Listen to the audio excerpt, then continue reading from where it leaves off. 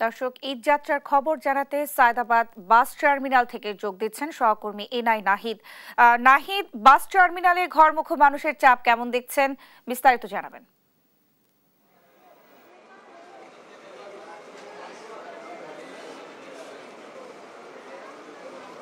ধন্যবাদ নেন্সি। যেমনটা আপনি বলছিলেন, এই মুহূর্তে আমি আছি সায়দাবাদ বাস টার্মিনালে। আপনি জানেন যে আগামী সোমবার যথাযথ ভাবগাম্ভীর্য ও ধর্মীয় উৎসব উদ্দীপনার মধ্য দিয়ে মুসলমানদের পবিত্র ঈদুল ফিতর উদযাপিত হবে। তো ঈদের টানে বা ঈদের আনন্দ ভাগাভাগি করতে, নারীর টানে বাড়ি ফিরতে মানুষ কিন্তু এই মুহূর্তে এখনও বাড়ি যাচ্ছে এবং এই রাত্রিতেও দেখতে পাচ্ছেন আপনি যাত্রীদের সমাগম। তারা তাদের ঈদের আনন্দ ভাগাভাগি করতে, পরিবার পরিজনদের সাথে ভাগাভাগি করতে এই মুহূর্তে তারা অপেক্ষমান বাড়ি ফেরার জন্য। আপনি দেখতে পাচ্ছেন যে যাত্রীরা যেটা বলছে যে শেষ মুহূর্তে ঈদের যাত্রা নির্বিঘ্ন করতে এবং স্বাচ্ছন্দ্যে যেতে, কেউ কেউ তারা রাতের যাত্রাটাকেই পছন্দ করেছে, যে গরমের প্রকোপে যেন তারা স্বাচ্ছন্দ্যে যেতে পারে, নির্বিঘ্নে যেতে পারে।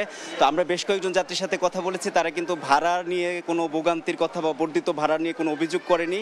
আর আপনাকে একটি কথা জানিয়ে রেখে যে যাত্রীদের ঈদযাত্রা নির্বিঘ্ন করতে কিন্তু আইন শৃঙ্খলা বাহিনী রাস্তায় খুবই তৎপর রয়েছে এবং টহল দিচ্ছে। আপনি জানেন যে তাদের সরকারি ছুটি এবার বাতিল করা হয়েছে।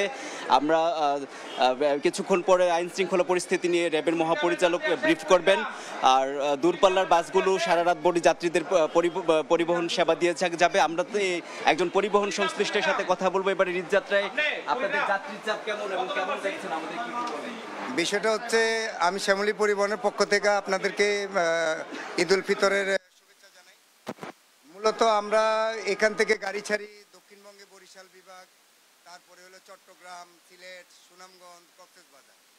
আমরা মূলত আজকের ঈদের রমজানের এক সপ্তাহ আগে থেকে আজকের দিন পর্যন্ত আমরা ব্যবসায়িকভাবে তেমন কোনো রেসপন্স পাইনি।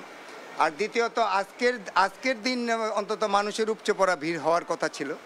তার ভিতর আমরা যে চট্টগ্রামের আমাদের যে নির্ধারিত যে শিডিউল, সেই শিডিউলেও আমাদের গাড়ি ফিল আপ যাচ্ছে না।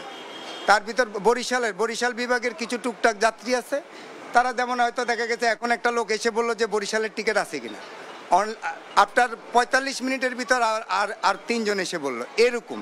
তাহলে আমরা যে উপচে পড়া যে ভিড়টা পাওয়ার কথা পরিবহনে, সেটা আমরা পাই না এখন পর্যন্ত। তো এই কারণে আমি এইটুকুই বলবো যে আমরা তো আমাদের যে আপনারা এই কাউন্টারটায় দাঁড়ানো আছেন, আমরা সাপ্তাহিক ছুটি বৃহস্পতিবার দিন এই কাউন্টারে পা ফেলার জায়গা থাকে না। আর আজকে আপনারাও হয়তো সাংবাদিকতা করেন, আপনারাও হয়তো চিন্তা করবেন যে অনেক মানুষ যাবে, কিন্তু সেইভাবে কি আমার কাউন্টারে সেভাবে রেসপন্সটা কি আপনারা দেখতে পেয়েছেন? যেমনটি তিনি বলছিলেন যে যাত্রী যাচ্ছে, চাপ সমাগম কম হলেও উপচে পড়া ভিড় নেই। তো যাত্রীরা নির্বিঘ্নে ঈদযাত্রা শেষে আবারও পুনরায় ফিরে আসবে, এমনটাই প্রত্যাশা। তো এই ছিল সায়দাবাদ বাস টার্মিনাল থেকে আমার কাছে সব শেষ। নাহিদ, আপনাকে ধন্যবাদ। দর্শক, সায়দাবাদ বাস স্ট্যান্ড থেকে আমাদের সঙ্গে যুক্ত হয়েছিলেন সহকর্মী এনআই নাহিদ।